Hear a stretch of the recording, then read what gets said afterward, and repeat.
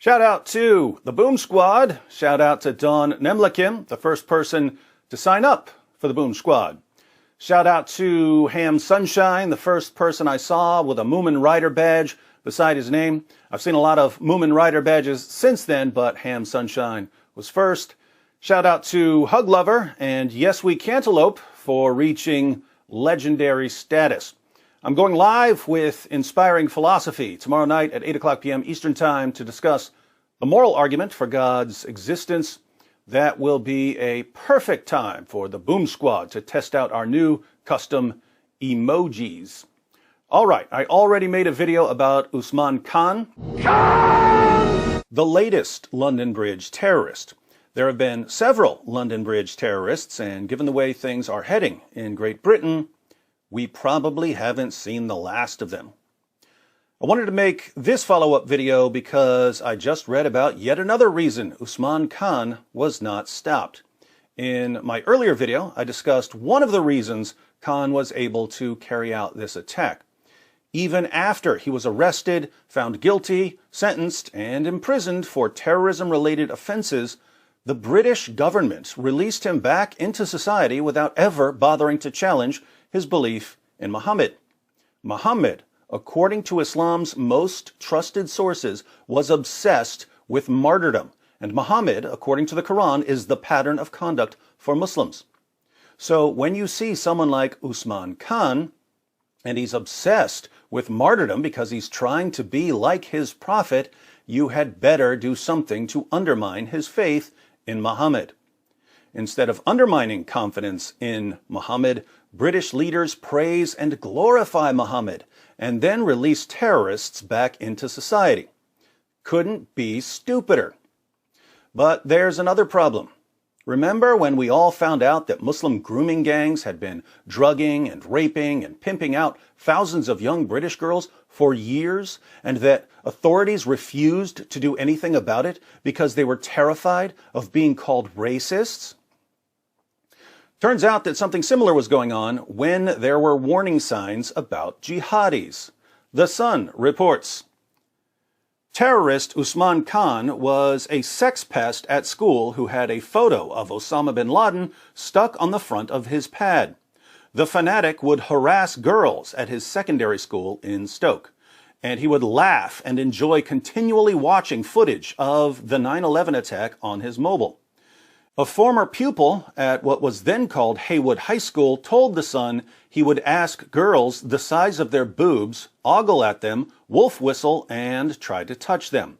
When he was turned down, he would intimidate them and brand them sluts and whores. Shocker.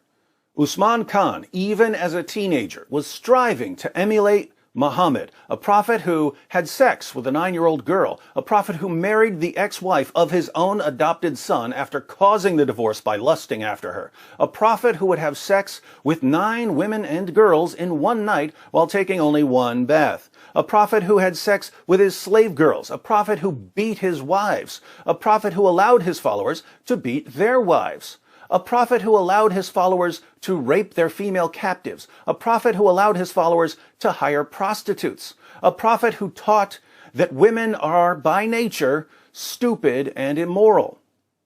Who would have thought that a teenager who's dedicated to imitating Muhammad, as the Quran commands him to do, would end up with such a low view of women and girls? The former pupil, who did not want to be named, told The Sun he had a picture of Osama bin Laden on the front of his school planner. It was like an A5 picture he had stuck on there. We were all disgusted by it. It was awful. He would also watch the videos of 9/11 in the lunch hall. We could see him looking at them. Nobody was comfortable. Quite a few people reported it. When they did, they were brought into an office at the school, and the whole racism thing was laid down to them. Students became uncomfortable because Usman Khan, when he wasn't busy harassing girls, was sitting around giggling hysterically while watching videos of terrorist attacks with a picture of Osama bin Laden prominently displayed on the front of his school planner. But when these students reported their concerns to school authorities, they were called racists. So, long before the grooming gang scandals were exposed, Great Britain was already indoctrinating students, convincing them that any concerns about anything any Muslim ever does are the product of racism. That indoctrination at the student level had been going on for years. Of course, the indoctrinated students of Great Britain grew up, and some of them became police officers and social workers and politicians. And then young girls and their parents started coming to them, saying, there are entire gangs of Pakistani Muslim men and boys who've been drugging, raping, and pimping out young British girls for years.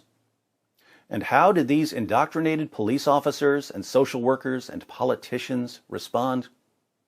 Sorry, we can't help you because it would be racist to help you. So, like the pagans of old sacrificing their daughters to appease their gods, British leaders sacrificed thousands of young girls on the altar of false tolerance and political correctness. And now they're sacrificing the victims of terrorism on the same altar. And somehow, they've learned absolutely nothing, which proves that they're not only cowards, but also total morons. This can only get worse. What a country.